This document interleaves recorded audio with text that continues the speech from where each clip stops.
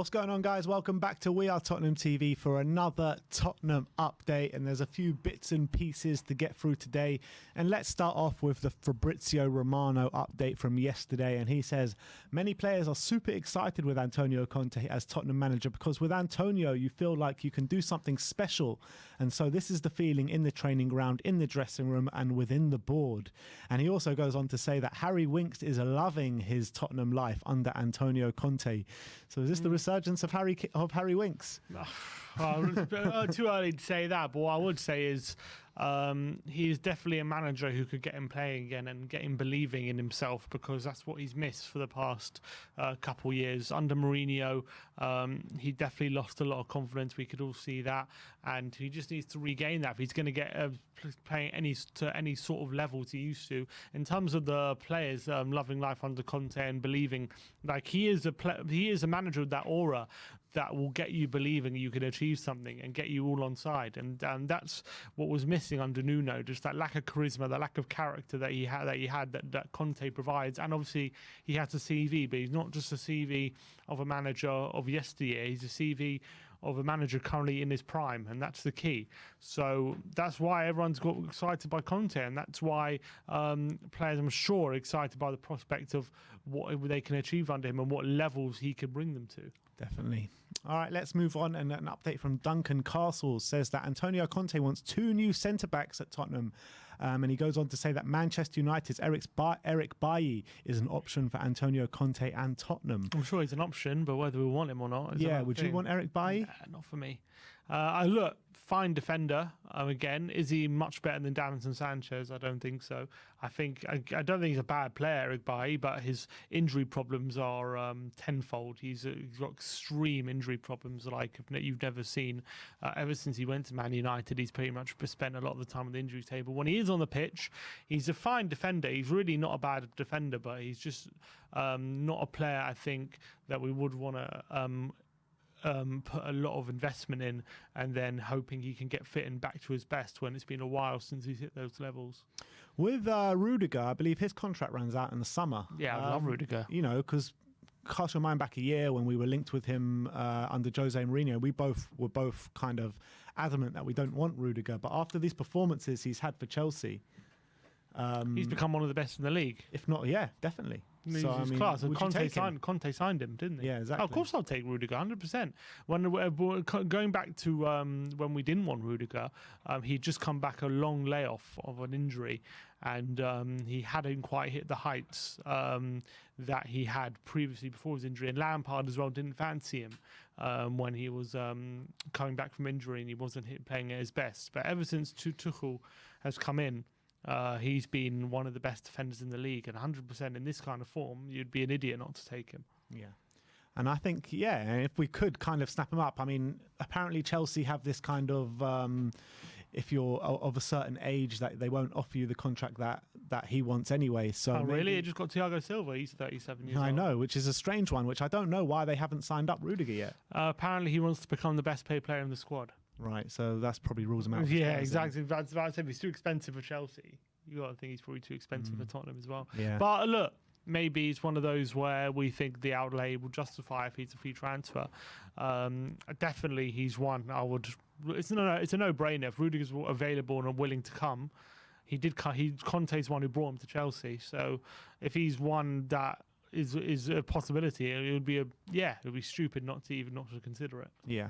All right, let's move on. And there's some interesting quotes from Emerson Royale. Let me just read some of the snippets for you. And he says, Conte arrived with a really competitive mentality. That's not a criticism of the previous manager. He's teaching us all to give it our all. And then from day one, he was very clear with us. In his opinion, Tottenham Hotspur can win trophies and beat anyone. And then he went on to say that, he says, I do like ketchup. I am used to not eating it though, so it's not too much of a problem. Butter, the butter is gone too. It's true, Antonio has stressed the importance of our body fat and taking away some food. No butter, what are they going to put on their toast? Exactly. What are they eating in the morning? Just dry toast. Margarine. I just imagine just dry toast they're eating, and I was like, oh, this is just life's not worth living with eating like this. Look, and that's that. Look, it's a beautiful thing about him saying that he believes Tottenham can win things, and he's trying to instill that into the team, which is really positive. I think that there's clearly been a big confidence issue with a lot of these players.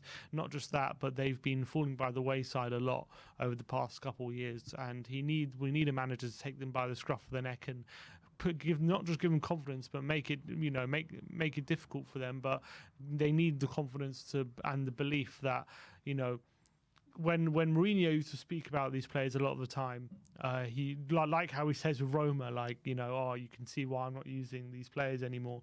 And as much as he's trying to get a reaction, I understand what Mourinho was doing. Sometimes these players need a manager who tells them, look, it's not going to be easy and we're going to make you suffer, but you're good enough to win things, and I believe in all of you guys. And that's what Emerson's coming across as how Conte is trying to get through to them, and that's crucial. We need everyone on side pulling in the same direction if we are going to kick on now with this new manager. So I'm very happy with what Emerson's saying, and hopefully they can start on the pitch, they can start translating it into performances. And, in this grueling kind of fitness work that Conte's been doing them, the international break was used as kind of like an intensive, some sort of pre-season kind of work. But it's already sort of paying dividends already. I mean, we're one of the only teams to outrun Leeds this season, which is impressive in itself within a few games, which has got us to the lowest running team to one of the highest, which goes to show they had it in them. They just weren't showing it, and we needed a manager to bring it out of them. Well, they just didn't have the fitness levels. That was probably. Well, the we heard all the time about how Nuno's number one thing was fitness levels, wasn't it? And so I don't know how could have happened there, but I just think we needed a manager to get into these players, into their heads, and get them to get every last ounce of ability and energy out of them. And that's what hopefully Conte is going towards doing. All right, let's move on and let's go to a Christian Romero injury update. Tottenham have been dealt a potentially significant blow after Conte revealed Romero's hamstring is serious and says he doesn't know when the centre-half will return to fitness. And the quote from the press conference is, honestly, I think his injury is serious. I don't know now the time he needs to recover. We have to wait for the next scan, and then the doctor can give more information on dates for his recovery. Big blow. Not great reading, is it? I mean, the one player really, who's just come into the team, just started to knuckle down a spot in the team, just started to kick on a bit, and now he's injured for a while, it seems. Yeah, and he's the one centre back as well who I really believe sets the tone when it comes to being aggressive and stepping up and winning the ball back. And as a three, he's the one who's kind of looking for the opposition players, looking for opportunities to win the ball back, and he's also confident on the ball to stride forward and play some space passes and stuff. Now he's out.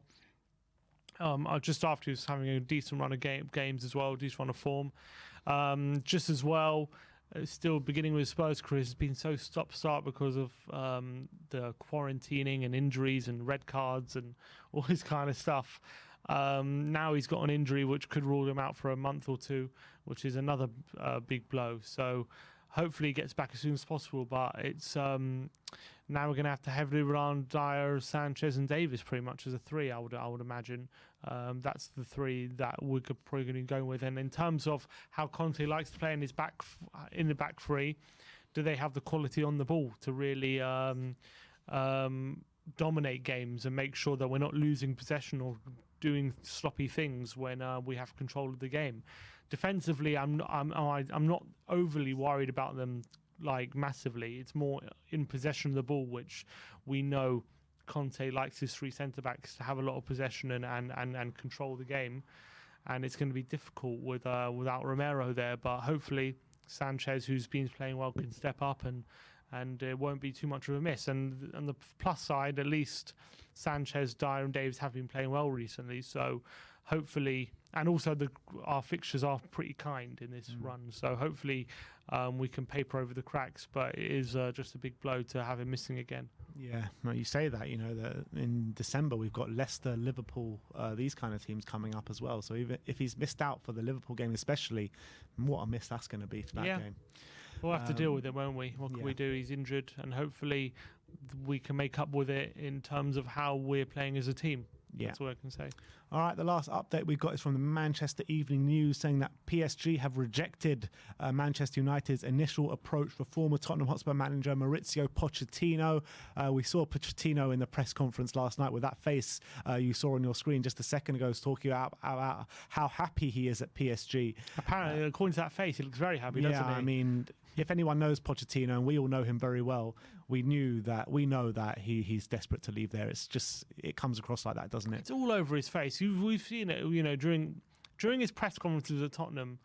He wasn't always the most clear in what he was saying and everything, but you could see in his face he was happy. He was smiling. He's a very emotional man, charismatic guy. Yeah, I think he finds it hard to hide his emotions a lot of the time, Pochettino, and you can tell when this guy's not happy. And you could tell, his press conferences near the end of his time at Tottenham, you could tell he wasn't happy.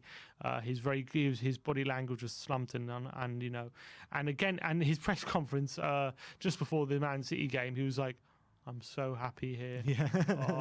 I'm the happiest I've ever been. I love Paris. I got so much respect for him." And he's just like he just looks. He's literally saying it with a frown. It seems as though he's just reading that off, like someone's told him to say this. Honestly, you could zoom out and there's someone probably a gun to his head like that. That's what it seemed like. It looked like he was being held hostage. Honestly, I felt bad for him, but PSG clearly want to cling on to him. They still believe he's the guy to bring them forward. They're not in desperate need of getting rid of him. Maybe they're thinking they don't need the money for Zidane or anything. They'd rather just stick with the project they're on. I don't know. It's a bit of a difficult one, but clearly for me, he just doesn't seem. Maybe it's just one of those things where they part ways at the end of the season. But right now, as things stand, it looks like he's going to be staying put for the time being, but he just doesn't look happy at all. And I do feel bad for him. I want to see Poch smiling again, even if it is a Man United. And the world's a better place with a happy Poch. Exactly. I just feel bad for him. But look, the longer United are kept away from him, the better, because he's going to do a great job there, and he's a fantastic manager. So I'm just happy that they rejected it. I'm happy United don't have him for the time being. And the longer they don't have him, the more that they'll be in a bit more disarray, I think. Yeah, the Poch thing's a weird one for me, because obviously we got Conte now, and I'm extremely happy with Conte. But I just don't want to see Poch go to another Premier League club. Of course I just don't want to see it. And it's not like I don't even want Poch as our manager right now. I really don't. If you could offer me Poch right now, I would say no, but I just don't want anyone else to have him either. Yeah, exactly. It's one of those things. Yeah. It's like, I don't want him, but also I don't want you to have him. It's like when you're a kid, it's like you have a toy. You don't want someone else playing with your toy. I don't want to play with it right now, but I don't want you playing with it either. And that's kind of the same thing. But yes, I know how you feel, but at the end of the day, he's going to have to go somewhere, isn't he, at some point? But that's why I'm so good at him being at PSG, because he's kind of another country. Let him win some stuff at France. Just keep him out of the Premier League. Exactly. But it's a matter of time before he's back, isn't it? Yeah, 100%. It's going to be hard to see him in the opposite dugout when we do play Matt, if he does go there. So anyway, that is your Tottenham update for today. Let me know in the comment section below if you have any thoughts regarding any of the news we've brought to you today. Like, subscribe and comment. And as always, come on you Spurs.